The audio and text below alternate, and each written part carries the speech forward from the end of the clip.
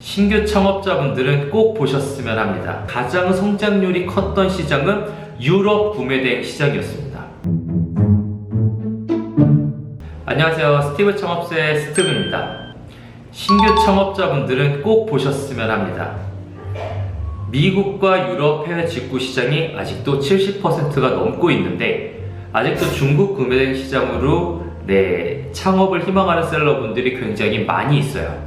사실 그게 나쁘다라고 말씀드리는 건 아니지만 대부분의 셀러분들의 생각이 이 중국 시장이 결국에는 시장 점유율이 높아져서 전체 시장을 잡을 거라고 예상을 하시는데 2019년도에 가장 성장률이 컸던 시장은 유럽 구매대행 시장이었습니다.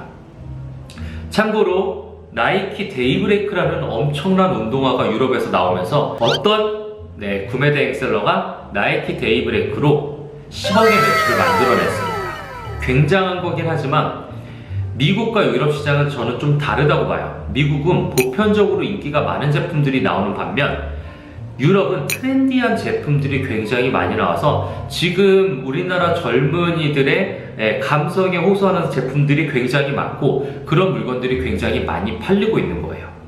그래서 저는 2020년에도 유럽 구매대행 시장이 더 커질 거라 생각하고 미국과 유럽 구매대행 시장이 전체 시장을 저는 계속 주도할 거라고 생각합니다.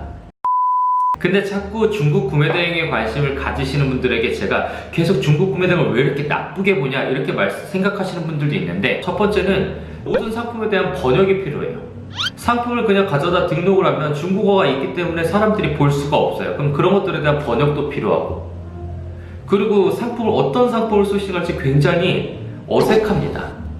근데 미국과 유럽은 사실 저희가 그래도 영어랑은 친해요. 그래서 대부분 상품들을 본다면 어느 정도 상품이 어떤 상품명이고 이런 상품이고 이런 소재를 가지고 있구나 이래서 나는 이 상품을 소싱을 해도 되겠다 그렇게 간단하게 접근할 수 있지만 중국 제품들은 그렇지 않다라는 얘기죠. 그리고 두 번째는 퀄리티가 너무 많이 떨어져요. 퀄리티가 좋은 제품이 있을지 없을지는 모르겠지만 저는 퀄리티가 대부분 많이 떨어진다고 생각합니다. 그래서 반품률에 대한 문제도 많이 생길 거예요. 그리고 중국 구매대행이 가장 힘든 점은 이거예요. 키워드를 잡아내는 게 힘듭니다. 예를 들어 미국과 유럽의 구매대행으로 시작한다면 브랜드 키워드를 가질 수 있는데 중국은 브랜드 키워드가 없기 때문에 그냥 카테고리명으로 상품을 등록해야 돼요. 예를 들면 그냥 원피스, 예쁜 원피스, 그냥 원피스가 키워드겠죠. 그 다음에 아니면은 전기 무드등, 그냥 무드등이 키워드인데 무드등을 등록하는 사람들이 엄청 많고 몇십만 개의 키워드가 있을 수 있어요.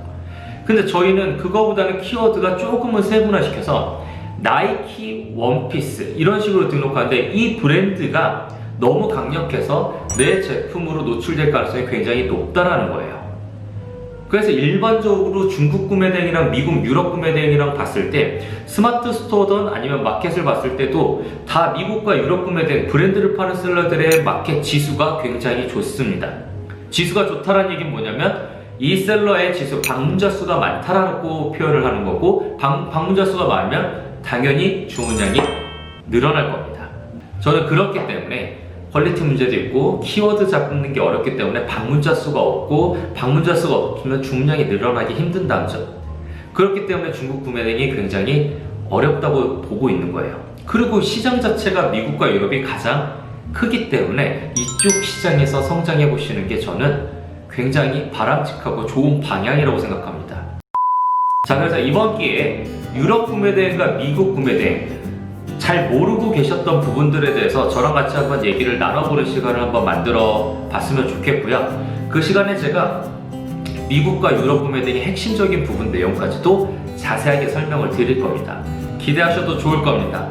생각하지 못한 미국 그리고 유럽 이 미국과 유럽 구매대행 시장에 대해서 제가 재미난 시간을 만들어 드릴 겁니다. 감사합니다.